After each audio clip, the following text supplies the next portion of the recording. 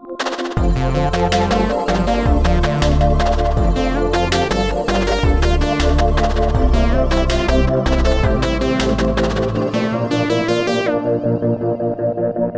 ever struggle with forgetfulness? Something was on your mind and you thought, oh, I've got to make sure that I do that. Only to find a few hours later when you get home to say, now what was that thing that I was supposed to do? You know, research done about forgetfulness suggests that within 1 hour, people forget an average of 50% of new information. Within 24 hours, people have forgotten an average of 70% of new information, and within a week, people have forgotten an average of 90% of new information. Our brains release information over time so that we don't overload our memory and we have the ability to focus. But this can be really frustrating because sometimes our brains release information that we would rather keep. Many of us have experienced God's faithfulness throughout the years, and in big ways and small ways, and it's important that we take the right measures so that we can ensure that we don't forget what God has done for us. So this morning I want to talk to you about memories on the mission. As Pastor James mentioned, we are continuing in a series in the book of Joshua called Moving Forward. And today we find ourselves in Joshua chapter 4, and we'll be going through the whole chapter together. We're all on this journey as Christians. And it's essential that we regularly reflect on the memories on the mission. Now, we need to remember that God cares equally about the journey and not just the destination. If God only cared about the destination, the end goal, then He would make sure that we get to the end goal as quickly as possible. But God doesn't just care about the destination. He cares about the journey it takes to get to the destination. That's why God didn't immediately bring the Israelites into the promised land when they left Egypt. There was this period of time where they had to learn some things. See, it was important that the Israelites learned what they needed to learn before they went into the promised land, or else they wouldn't have been able to survive and thrive as God invited them to do. So the actual part of the journey for us is a vital part of our stories. And in order for us to maximize what we've learned about God on the journey, we need to ensure that we are retaining those memories of God's faithfulness to us. Last week we heard about how the Israelites crossed the Jordan River. They had been wandering in the desert for 40 years, and now they came to the Jordan River. It was time to move forward. It was time to take new ground. There was this new challenge in front of them. They had previously come to a body of water in Exodus 14 when they were fleeing the Egyptians, the Red Sea, and God had miraculously parted the sea so that they could cross through. And now they were in front of the Jordan River, and they were looking again for a miracle to happen. As we learned last week, God did provide that miracle. He stopped the flow of the Jordan River so that the Israelites could cross over to the other side. Well, this morning, I want to talk to you about what happened after they crossed the Jordan River. Because there's an important lesson for us to learn this morning about remembering God's faithfulness. Now, the Israelites were probably really excited. They had been wandering in the desert for 40 years, and now they are just on the other side of this promised land. They were done with the past. They were looking forward. They were focusing on their new destination. But God didn't want them to move forward so quickly that they forgot where they came from and who got them there. So we read in Joshua 4, verse 1, when all the nation had finished passing over the Jordan, the Lord said to Joshua. People were crossing the Jordan River. They were ready to come together and to fight to claim this new land that they're in. But as the last person stepped out of the river, off the side of the bank, the Lord spoke to Joshua, and he said this in chapter 4, verse 2 to 3. Take 12 men from the people, from each tribe a man, and command them, saying, take 12 stones from here, out of the midst of the Jordan, from the very place where the priest's feet stood firmly, and bring them over with you, and lay them down in the place where you lodge tonight. Now, it might seem like a little bit of an odd request to have God tell Joshua to have the men pick up a bunch of stones and pile them in one area on the other side of the bank, but this request is actually quite significant. I'm sure Joshua was giving the instructions, and maybe there were some people that were saying, like, really, Joshua? Like, we just started on the journey towards the promised land. You want us to build a memorial now? Why don't we wait until we've captured the land, until we've come to our end goal, and then we can build this big memorial to honor God for what he's done. See, God realized that we often forget what he's done for us, and like I said, he's equally concerned with the journey, not just the destination. And so the word was given to Joshua to build this memorial. It was a reminder of words that Moses had instructed the people earlier in Deuteronomy chapter 6, the passage that we read today in our scripture reading. Chapter 6 of Deuteronomy, verses 10 to 12 says this, when the Lord your God brings you into the land he swore to your fathers, to Abraham, Isaac, and Jacob, to give you, a land with large, flourishing cities you did not build, houses filled with all kinds of good things you did not provide, wells you did not dig, and vineyards and olive groves you did not plant. Then, when you eat and are satisfied, be careful that you do not forget the Lord, who brought you out of Egypt, out of the land of slavery. God never wanted Israel to forget where they had come from and who brought them out of that land of slavery. And so he told them, you know, when you're living in cities that you didn't build, and when your houses are filled with all kinds of good things that you didn't provide, when you're drinking from wells you didn't dig, and you're enjoying the fruits from the vineyards and the olive groves that you didn't plant, be careful that you don't forget the Lord. Be careful that you don't forget who brought you out of the land of slavery. And so Moses says, don't forget. Don't forget how faithful God has been to you on the journey. And so as the Israelites are crossing the Jordan River, God speaks to Joshua and instructs him to make this memorial. Before moving on, before making another step, before carrying on, stop and make a memorial of God's faithfulness to you. So Joshua 4, verses 4 to 5 says, then Joshua called the 12 men from the people of Israel, whom he had appointed, a man from each tribe. And Joshua said to them, pass on before the ark of the Lord your God in the midst of the Jordan, and take up each of you a stone upon his shoulder, according to the number of tribes of the people of Israel. So you have these men carrying a stone that they've taken from the middle of the riverbed, so that when the water came back over and people saw this monument of 12 large stones, they would know that those stones came from the dry ground when God had caused the river to stop. This morning, as we think about God's faithfulness in our lives, I want us to think about how we can intentionally create some reminders of what God's done for us. And I want to highlight some of the reasons why we create memorials. Now, when I talk about memorials, I'm not just talking about a bunch of stones piled somewhere or a big statue that we put someplace that is a tribute or just simply honors God for something that he did. I'm talking about creating some intentional reminders in our lives that will trigger memories of God's faithfulness in life.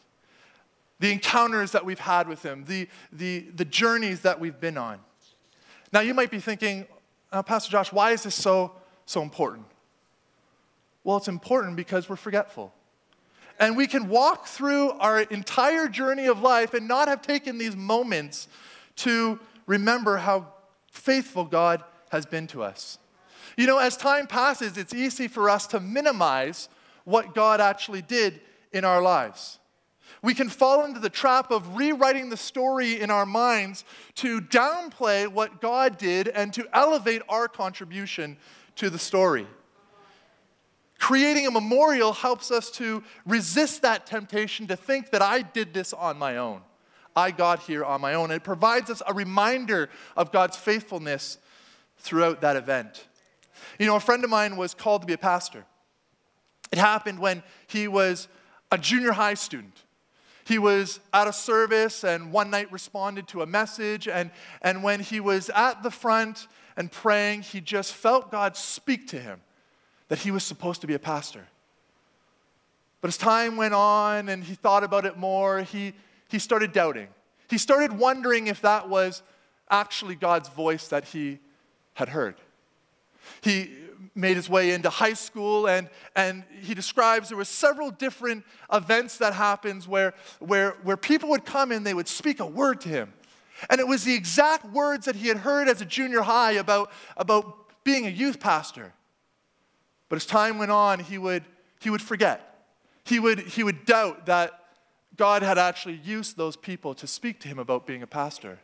It finally took, when he was a young adult, it finally took a pastor having to pause a worship service to, in a sense, point him out and say, God just gave me a word for you that you're supposed to be a pastor.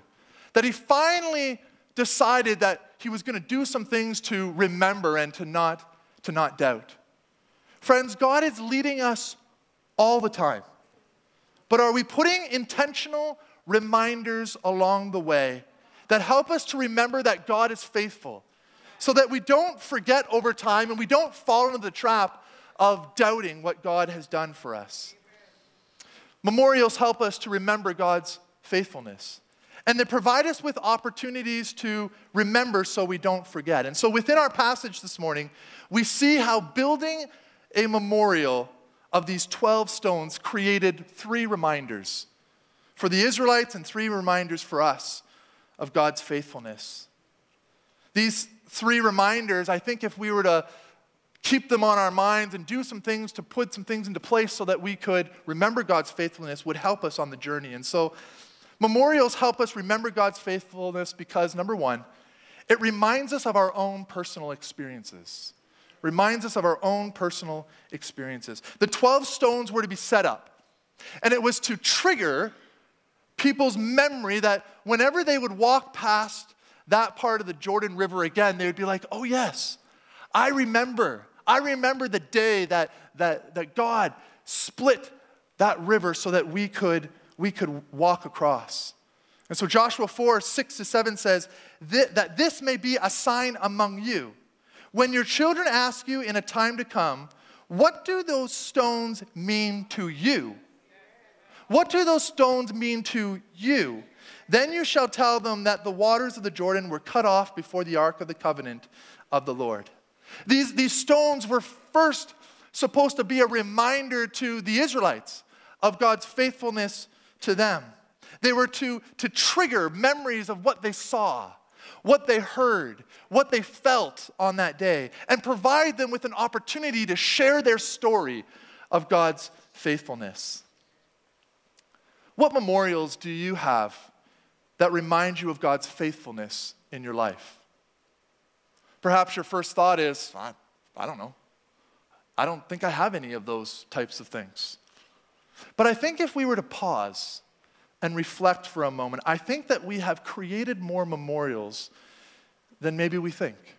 Things that can help us to move forward if we were intentional about keeping those at the forefront of our memories. You know, most of us have memories of places. Places in our journeys that God was really faithful to us. You know, as the Israelites gazed upon those 12 stones piled at Gilgal, they would be reminded how they embarked on a new journey that day. They left the wilderness behind and they embarked on a new journey into the promised land. What places in your life remind you of God's faithfulness? You know, there are 2 Pentecostal camps in the eastern side of Ontario. The closest camp to ours is Lakeshore Pentecostal Camp.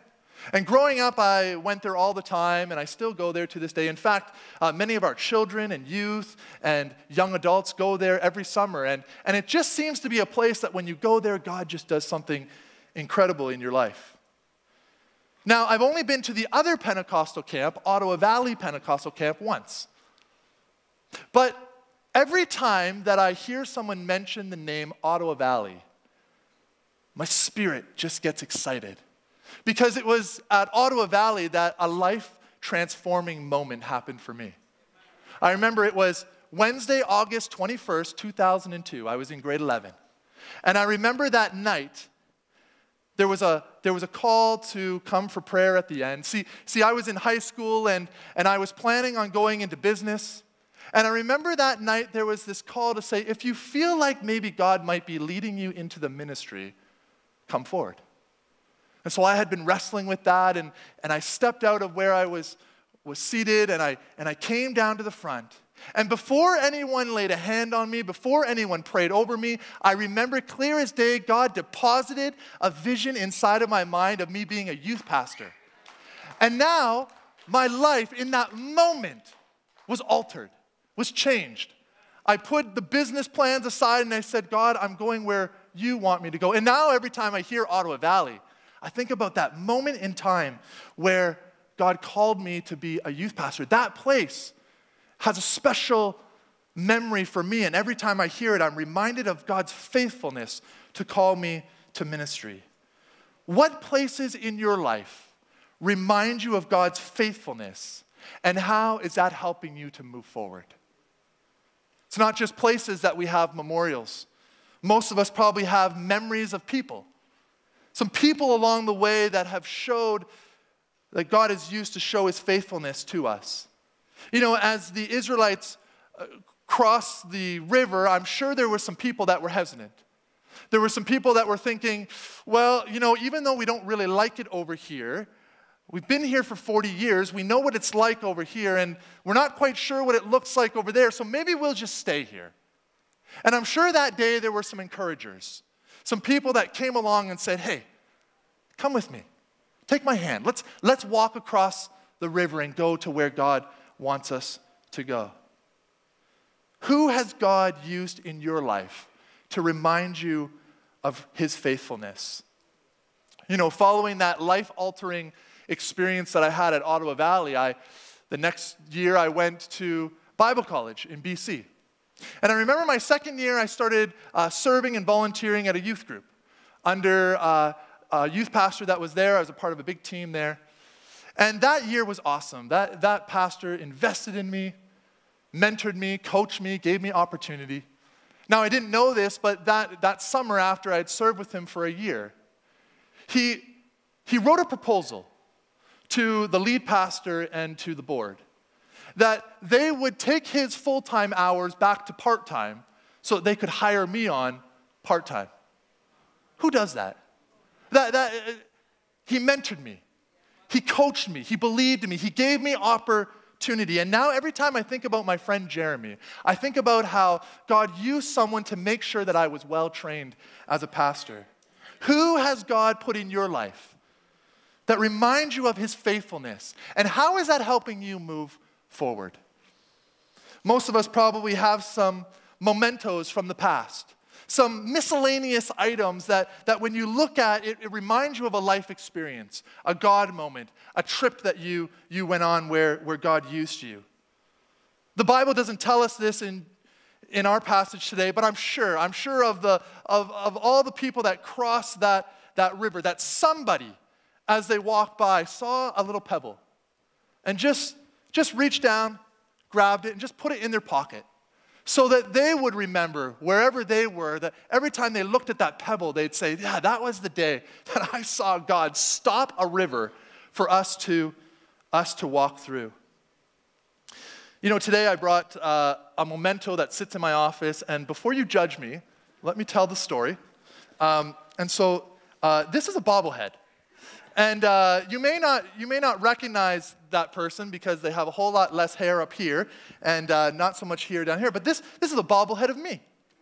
Now, who unless they're egotistical, has a bobblehead of themselves. And so this was a gift that was given to me from a pastor friend of mine. And when I look at it, I don't look at a younger, more attractive version of Josh. I see a friendship.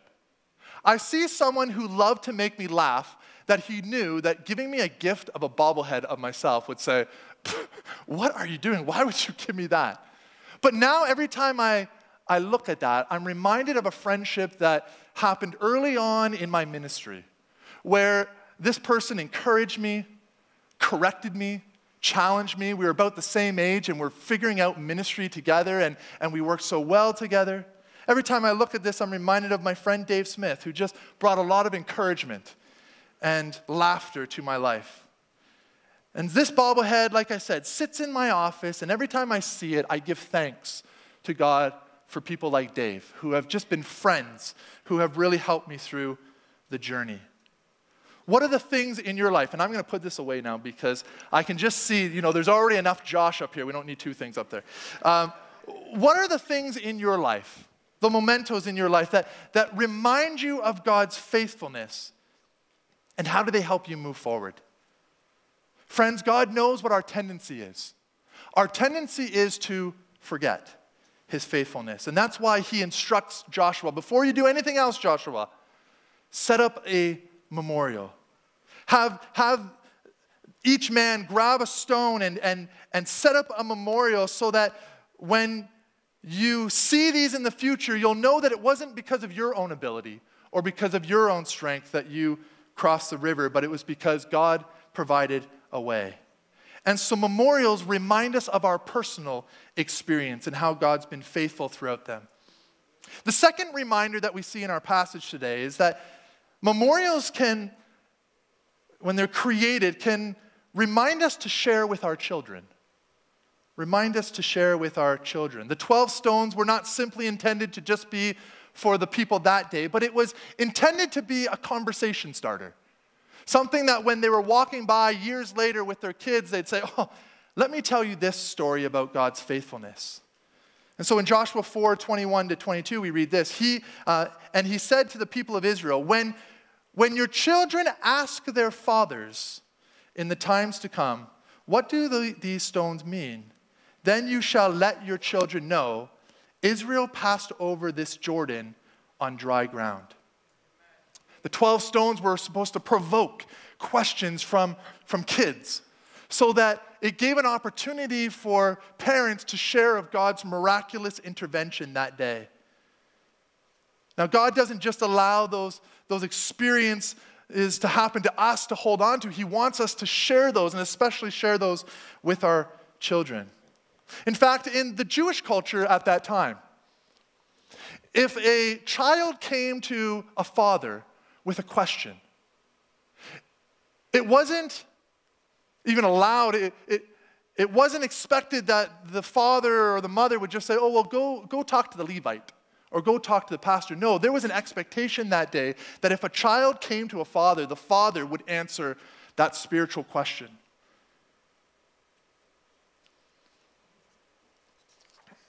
This week I was praying and preparing for this message, and when I got to this part, I felt a strong urge in my spirit from the Lord.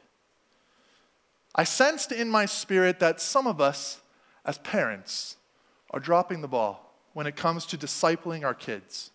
And that this morning God is calling us to raise the bar of our parenting so that we can better disciple our children the way that God intends. You know, the world that our kids are growing up in is a scary place.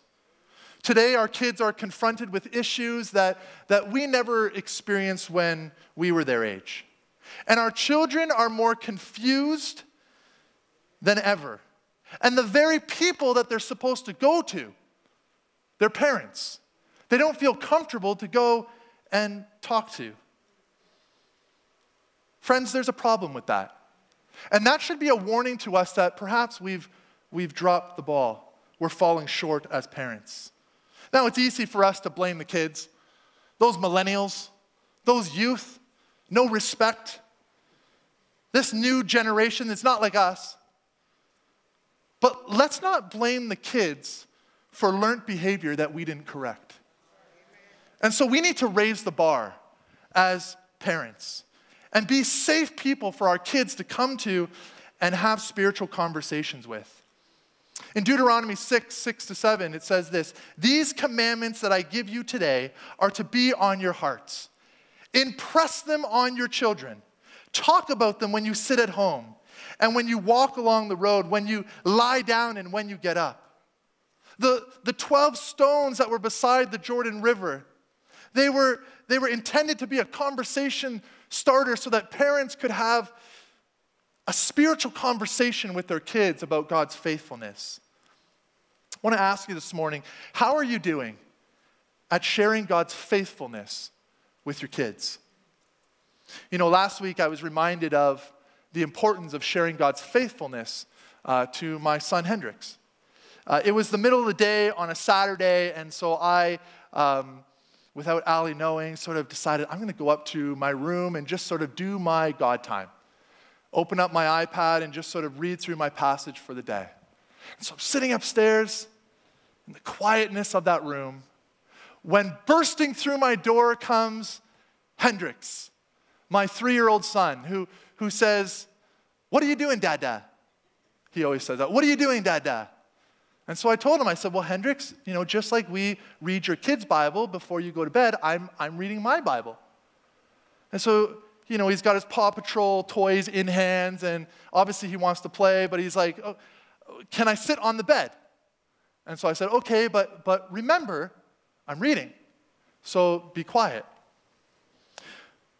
Well, I hadn't been reading for longer than about 30 seconds when I just got this feeling in my spirit that I had missed something. And so I stopped reading, and I looked over at my son. He wasn't playing with his Paw Patrol toys. He was just staring at me, smiling. And so I said to Hendrix, "Hendrix,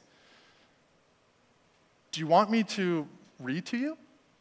And so he said, "Okay, yeah." And so he cuddled into me, and here I have this passage that I'm reading. Now, reading a kid's book to a 3-year-old is a lot different than reading a full version of the Bible. And so, you know, because a kid's book has short little big ideas and lots of pictures, and mine was the full text and didn't have any pictures. And so I'm telling you that morning I could have won an Academy Award for how I changed my voices so many different times to be the different characters. But it was important for me to do that because I want to have spiritual conversations with my kids now and in the future. And so if that means me needing to change my voice to goofy characters so that my 3-year-old will engage with me, I'll do it. Because here's the reality, friends. It is nobody else's job in this world to disciple their kid other than me. It is my job to disciple my son, Hendrix, so that he knows how faithful God is to me and to others. And so this series we've called Moving Forward. And perhaps throughout this series you've been asking yourself, how am I supposed to move forward? Maybe one of the ways that our church can move forward and you can move forward is to raise the bar of your parenting.